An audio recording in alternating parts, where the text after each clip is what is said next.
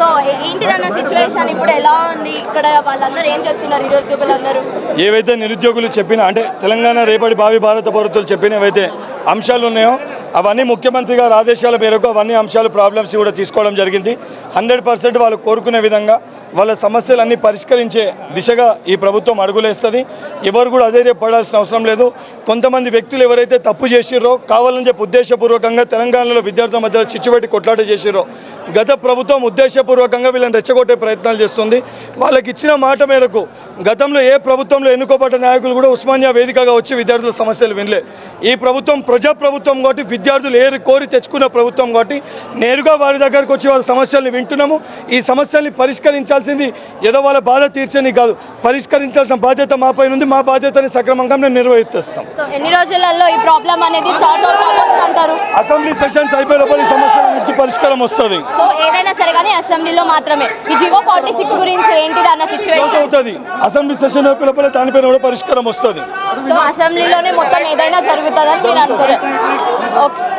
So ఇదే అనమాట. ఇక్కడ మనం ఆల్రెడీ బల్మూరు వెంకట్ గారు అయితే ఎమ్మెల్సీ మనకి చెప్పేశారు. ఏంటిది అని అంటే మాత్రం ఏదైనా సరే కానీ మొత్తం అసెంబ్లీ ఎలక్షన్స్లోనే, అసెంబ్లీ చర్చల్లోనే ఏదైనా ఉన్నా కూడా వాళ్ళు చెప్తాము, డిస్కషన్ అయితే జరుపుతాము నిరుద్యోగుల గురించి అని కూడా వాళ్ళు చెప్పడం జరిగింది. సో ఏంటిదన్న సిచ్యువేషన్ ఇప్పుడు ఎలా ఉంది? ఇక్కడ వాళ్ళందరూ ఏం చెప్తున్నారు, నిరుద్యోగులందరూ?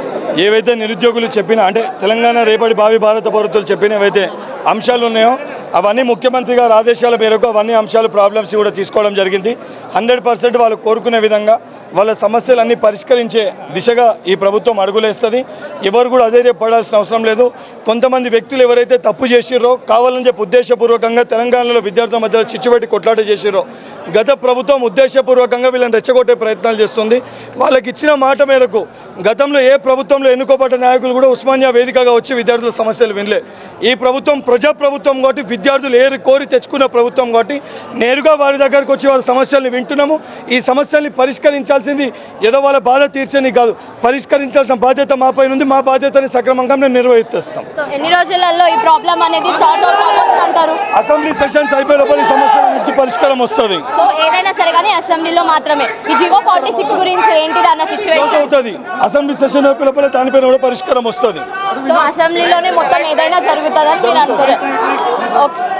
సో ఇదే అనమాట. ఇక్కడ మనం ఆల్రెడీ బల్మూరు వెంకట్ గారు అయితే ఎమ్మెల్సీ మనకి చెప్పేశారు. ఏంటిది అని అంటే మాత్రం ఏదైనా సరే కానీ మొత్తం అసెంబ్లీ ఎలక్షన్స్లోనే, అసెంబ్లీ చర్చల్లోనే ఏదైనా ఉన్నా కూడా వాళ్ళు చెప్తాము, డిస్కషన్ అయితే జరుపుతాము నిరుద్యోగుల గురించి అని కూడా వాళ్ళు చెప్పడం జరిగింది.